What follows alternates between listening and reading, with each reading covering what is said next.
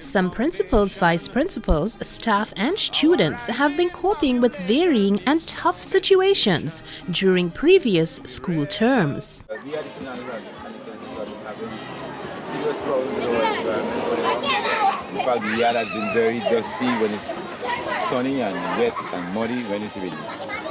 Both pupils and teachers had problems accessing the classrooms, and on break times and lunch times, the buildings got muddy when the children went out and so on. The railing at the school was repaired after Ivan and started to deteriorate because of the sea blast. As a result, it started to fall off. There's a space there, and the age group of my children is 3 to 5, and they can pass through that space. So it was a cause for concern. Well, it was the morning of the 2nd of May when we were shocked to hear about the fire at the school. The fire gutted the principal's office, that's where I am sitting here, and the grade 6 classroom. Because anytime it rained, water would soak through the office and get into the kitchen. So the cooks would be in a situation where they had to walk in water and water would be dripping on their heads during the day. The complaints were many from the teachers. We weren't able to use this wing. So we have most of the school being relocated downstairs in the first floor. So it was really cramped. We were only able to have morning classes because in the afternoon it would have been very hot. Our greatest challenge was tidiness. And of course, the students felt the strain. From a school gutted by fire, we had to stay 2 weeks home and missed out a lot of school. to dusty and muddy environments. It was dirty, and that wasn't nice because we want a healthy education because this could cause sickness. I had asthma and my allergies was always raising. I was always going to the hospital and my shoes always got soaked. To deteriorated school railings. Some shaking. Their cries did not fall on deaf ears, as the Government of Grenada, through the Ministry of Education and Human Resource Development, were able to find solutions. Consequently, smiles returned to the faces of all concerned upon their return to school in September. At a cost of just under $67,000, with funding from the Government of Grenada, the damage to the Telescope Primary School was repaired. Well, I would like to thank Mrs. Emmeline Pierre, our parliamentary representative. She is the one who came to our assistance, together with Mr. Nanku, the contractor.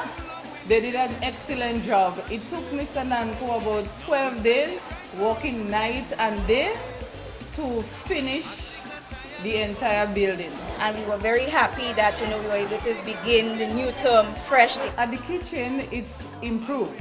The situation there is very good now because we do not have the problem with water seeping through the office and getting into the kitchen, and that is because the office is now tiled. All right, we lost a great deal of furniture in the grade 6 classroom. As a result, students had no furniture to sit. But at the beginning of the term, the ministry was able to facilitate that, okay, and send in some of the furniture. Work was done on both the grade 5 and 6 classrooms.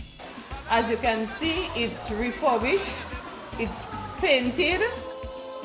The parents are very proud of what happened. Things got better because we had to do lots of schoolwork, and I got to see my friends again. Get to go back in our original classes, and we were much comfortable to do our work. At just a little more than $57,000 in funding from the Government of Grenada, concrete strips were laid down at the entrance of the St. Andrew's Anglican School yard and along the pathways between classrooms and restrooms. Well, we had asked for paving of the yard, mostly to get rid of the mud and to keep down the dust. What we get now is concrete strips as walkways. We are happy with that. Right? We know how things are, and we are willing to work along with the government and all of the stakeholders to improve conditions. I would really like to say how much we appreciate the efforts that was made to have this place like that for us to return to school in September. I had eczema, so when the dust raised it, I had to stay home because I couldn't be in the dust 24/7.